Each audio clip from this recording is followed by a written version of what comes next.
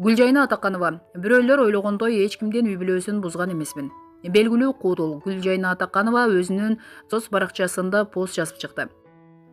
Мен бүгүн көп суроолорго жооп бергим келди. Оба, карапайым үй бүлөнүн кызымын. Ата-энем 7 баласын каргалууга кактырбай чоңойтtu. Мен ушундай тыпырайган капкара кыз элем.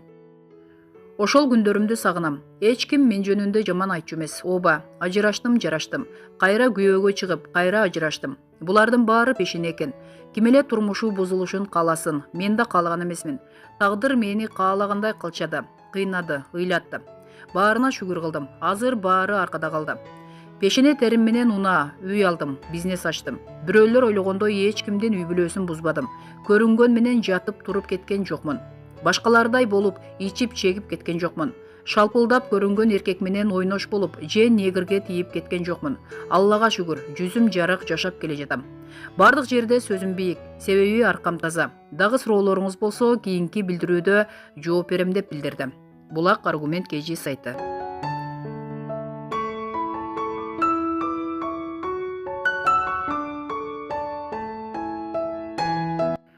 Гүлзат Мамытбек 91 тобун Бишкекке, белгилүү BTS тобун Нур Султанга алып келет.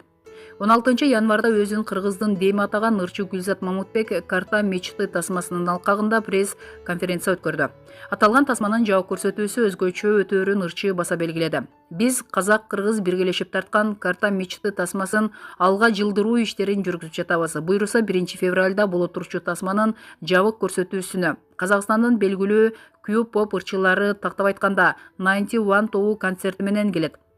Бирок топтун концертине баруу үчүн карта мечты тасмасына алдын ала билет сатып алуу керек. Аталган топ биздин негизги өнөктөшүбүз болгондуктан биргелешип Түштүк Кореядагы эң белгилүү BTS тобун Нур Султанга алып келүү планыбыз бар. Буйруса бул максатыбыз үстүбүздөгү жылы 1 майда ишке ашат, дейт Гүлзат Мамытбек. Булак Барс Медиа.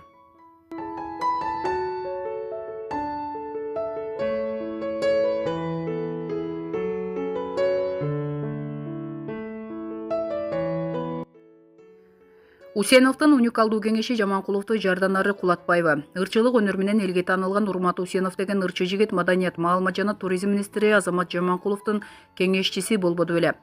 Анығында кеңешчилик кызматка кагылып согулган, жетекчилик тепкичтерди басып өткөн, баскан жолу байсалдуу адамдарды коюш керек эле. Анан министр Жаманкулов өзү 33 жашта болсо, кеңешчиси 38 жашта. Анын үстүнө Урмат Усенов мурун кийин мамлекеттик, анан калса жетекчилик кызматтарда иштеген эмес. Кантип кандай уникалдуу кеңештерди берип атты экен. Бул жерде тажрыйба, билим деңгээли эмес, экөөнүн тең таластык экенин эске алып карасак, жердешчилик деген оорунун айынан Жаманкулов Урмат мырзаны кеңешчи кылып алганын баамдасак болот. Бирок бүтүндөй бир өлкөнүн маданияты жердешчиликтен бийик болушу керек го. Азамат Капарович, кандай дейсиз? Булак де-факто.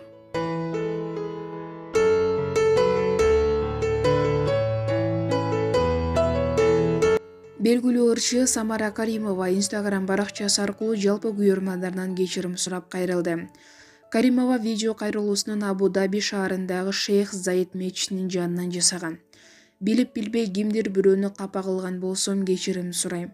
Күнөөсүз бир гана жаратканым, пендечилик кылып мүмкүн кээде адашабыз. Бирок баарыбыздын барар жерибиз бир экен. Жүрөктү тазартып, сызып өткөн өмүрдөн татыктуу жашоо өтөлү, деп жазды ал. Ырчы айымдын Instagram баракчасынан анын учурда Бириккен Араб Эмиратында жүргөнүн билүүгө болот. Маалымат Булак Барометр KG. 10-9 бөлүгү ден соолук деп мен баарыңыздарга ден соолук каалайм. Мени колдоп, мени сүрөп, мени менен бирге болгонуңуздарга мен таазим этем. Мен сиздердин кызыңыздармын. Жакшымынбы, жаманмынбы, сиздердин кызыңыздармын. Сиздер менен сыймыктанам. 2020 жыл баарыбыз үчүн ийгиликтүү, жакшы жылардан болсун. Бүгүнкү кылган ибадаттарыбыз кабыл болсун. Таазим сиздерге, менин көрөрмандарым.